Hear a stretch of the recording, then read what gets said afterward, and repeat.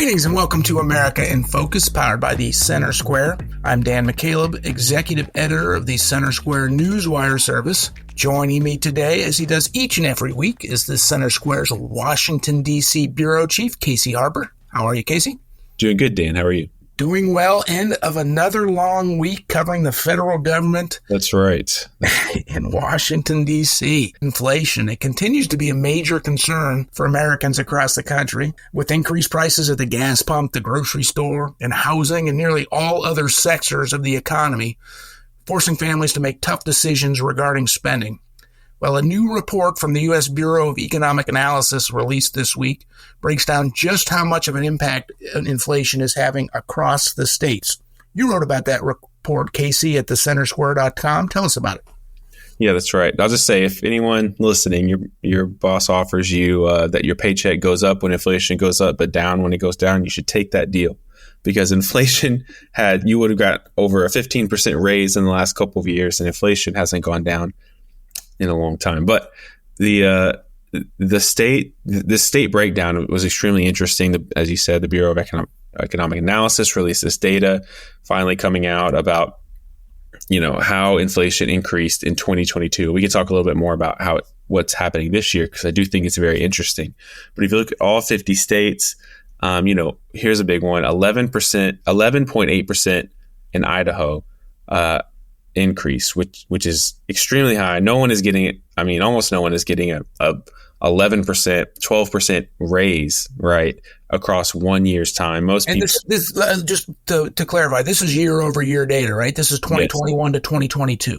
Correct. This is a 1 year percentage change. So 11.8% change. I mean, maybe if you got a raise at all, maybe it was 5%, 2%, something like that. But there's no way you're keeping up with that inflation. And I think actually the lowest increase was in Louisiana, which is a 6.4% increase, which is crazy that that's the lowest increase, because that's still very high.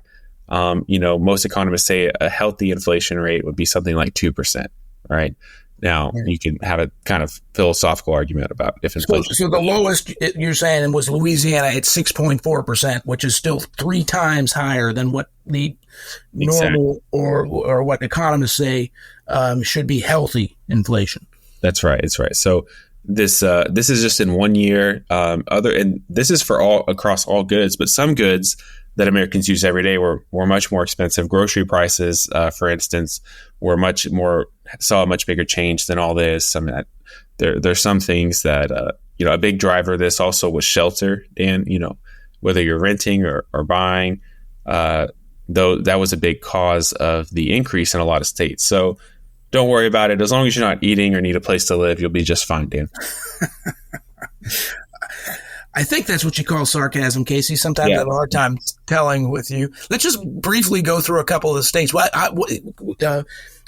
our listeners, if you search Casey's story this week on thecentersquare.com on inflation, there's a map that we use that shows specific numbers for each of the states, and it's a color-coded map, and the deep dark blue shows the states that had the highest inflation year over year from 21 to 22. And what I found interesting or odd was like a lot of Mountain West states were among the highest in the country. You referenced Idaho being the highest in the country at 11.8%. Then you have Utah at 11.3%, Colorado at 10.2%, Montana at 9.7%, Nevada at 11.4%.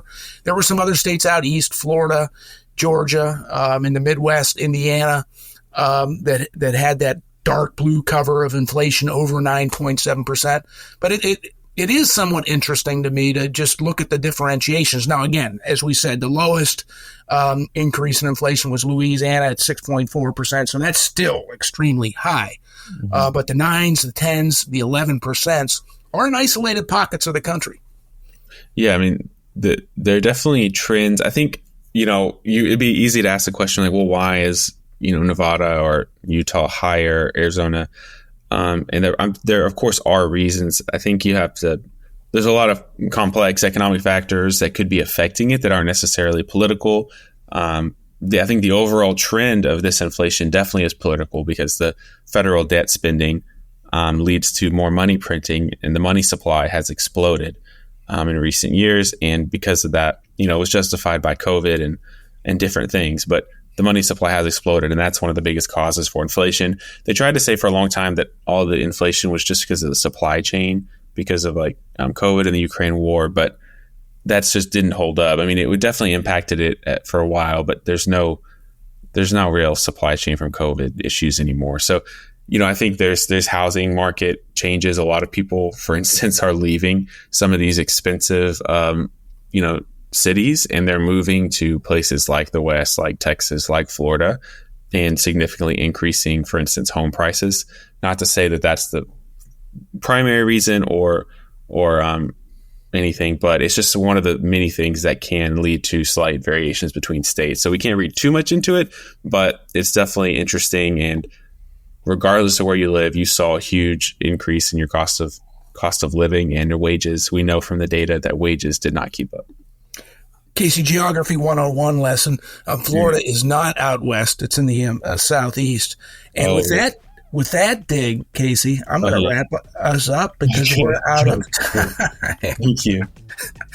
Of course, listeners can keep up with Casey's and the entire Center Square's reporting staff's coverage of the inflation issue at the Square.com. I can't speak, the Square.com. For Casey Harper, I'm Dan McCaleb.